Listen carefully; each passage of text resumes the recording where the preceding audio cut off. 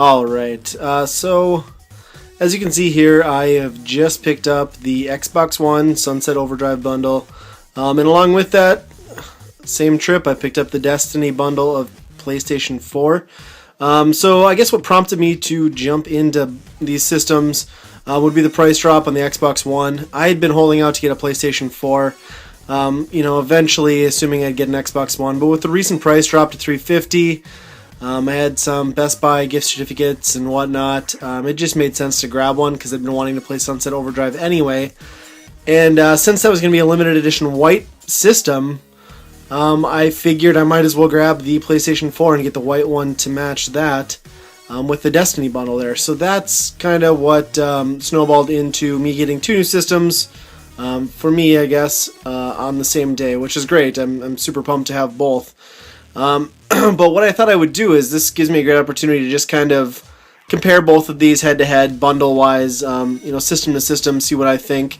Now, I have friends, obviously a couple, that have gotten either an Xbox One. Nobody actually that has a PlayStation 4, surprisingly. But I haven't had a whole lot of hands-on experience with either system, to be quite honest. So what I'm going to do is just kind of unbox these, compare the bundles, and just look purely at, the system interfaces, the controllers, the design, and what I think. I'm not going to get into the games because, to be quite honest, graphics, how they look, and all that is not as important to a system as the overall design and functionality and support that it receives from developers. So we're just strictly going to be looking at these bundles, what comes with them, the price, how they compare, and the design, and overall, first impressions of each system. So with that, let's take a look at what we've got in each box here. Okay, so we've got the Xbox One Sunset Overdrive bundle unboxed here. Starting off the console, that sticker there on the bottom, I just haven't taken off yet. It's just a warning not to move it with a disc in and whatnot. Makes sense, right? So design on this, from the beginning, I've not been a huge fan of the design of this system. I think it looks kind of boxy and clunky and very utilitarian. It reminds me a lot of the first Xbox, where it was just this massive piece of hardware, which, it is what it is. As long as it plays games fine, I'm good with it. I do like the white finish compared to the black. I don't know, it just kind of looks nice, and I know, from other experience with like very slick, smooth designed consoles like this, where it's got surfaces where thumbprints are going to stick and stuff. I feel like it's going to be a lot less visible on a white system compared to a black one. I've kind of experienced those issues with my Wii U. The black finish just leaves fingerprints and streaks everywhere. So what else comes with it? Power brick, of course, standard, nothing special. Now, the Sunset Overdrive is actually just a download. Comes with a 14-day Xbox Live Gold trial, which you're going to need, obviously, if you're going to download the game. A little disappointed with that. I mean, it said that on the box. I expected it. Microsoft's been doing that with the 360 a lot as of late. As far as their bundles, it's downloads, not actual physical discs.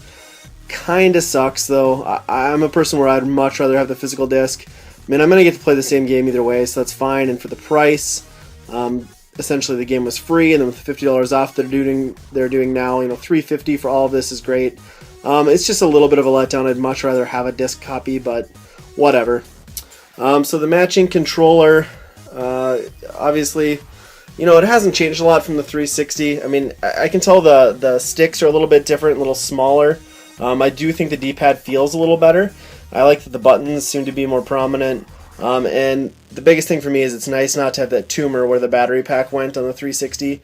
So that feels good. It's going to take a little bit of adjusting. The sticks feel a little weird, though, just due to the smaller size. But I'm sure that's just years of playing 360 ingrained into my hands, muscle memory, I guess.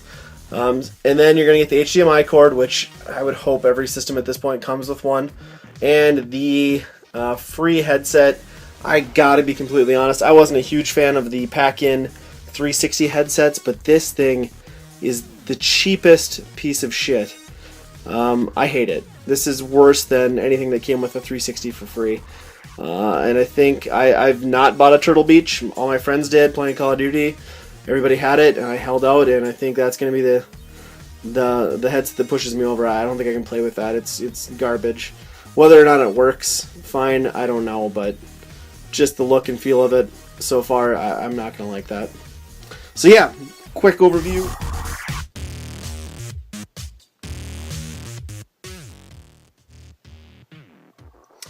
Okay, we've got the PlayStation 4 Destiny bundle unboxed here. Start off again like we did with the Xbox One. Let's look at the system itself. Again, I don't feel like the PlayStation 4 has an overall amazing design. It's a little slimmer. The front has got that little angle to it, angles out at you, which helps break it up and not look quite as boxy as the Xbox One. So I guess that's nice. And I do, again, like the white finish on here for the same reason, fingerprint-wise. I just think it'll be, hold up better, not get as dirty over time. So what else comes with this one? Well, to start, there's the power supply, no block, which is something that I've always been annoyed with Xbox 360 and now the Xbox One. Just a regular power cord, so I don't have to have a big block sitting somewhere externally next to my system or behind something. HDMI, of course, to hook it up. Let's move on to the game. So, the Destiny bundle comes with a physical copy of Destiny, which is great, but you could argue that technically you're paying more for it, right? I mean, a normal PlayStation 4 is $400, I believe, and then with the Destiny bundle, you're paying $440. So you're getting the game at a discount, and you're getting a color variant on the console, but you did pay for that game, whereas with the Xbox One, you're buying it at the same price you would a standard non-bundled system, so essentially the game's free. So it's nice to have a physical copy. I think it's great, but ultimately you do pay a little more for that. So moving on to the controller. Again, we're in the familiar territory of this. Feels very familiar to last generation controllers from Sony. This feels a lot better, though, I gotta say. They did something with the spacing to move the sticks a little further apart, and the controller's just a little better spaced evenly. I've not been a huge fan of the DualShock compared to the 360 and now the Xbox One, but I feel like they've made some minor improvements that help me feel a little more comfortable with it, to be honest. I was a little annoyed when they announced the controller for the PS4 that they didn't have offset dual sticks, because I really thought that was the way they were going to go. But it feels good. I gotta say, it's probably my favorite controller that they've done so far, which is great. And then, of course, another bonus with the Sony systems is the controllers have the rechargeable batteries. The PS4 and the PS3 both had that. I see that as a positive and a negative. The reality is that as someone who's always owned multiple systems, a lot of times when I would go to play my PlayStation 3, I hadn't used it in forever, and my controllers were dead. And these cords are like 4 feet long. I don't want to stare at my TV from 3 feet away trying to play a game while my controller's charging up. So it's great that I don't have to buy batteries, but it's also really inconvenient at times when you just want to play the game. It just is. And I complained about the headset that came free with the Xbox One, but this is what comes with the PlayStation 4. I feel like that should have come with my cell phone in about 2006. I don't even really consider that a headset. I don't know what the hell that is, but that is the worst headset and the cheapest piece of shit I've seen. So, I don't know. I guess maybe that Xbox One headset's looking pretty good. I don't know. But yeah, so that's an initial overview of each of them. That's what we got with the PlayStation 4 here. Okay, so I've had both systems now for about a week and been playing them a fair amount. So I guess, my final verdict and thoughts on, I guess not which system you should choose, but something to think about, at least in my opinion. My thoughts, plus and minuses with each. To start off, let's look at the PlayStation 4. I think the design on it is definitely a lot better. It's a lot slimmer. It's a very game-focused machine. You put the disc in. It's very easy to figure out. Go right to the game.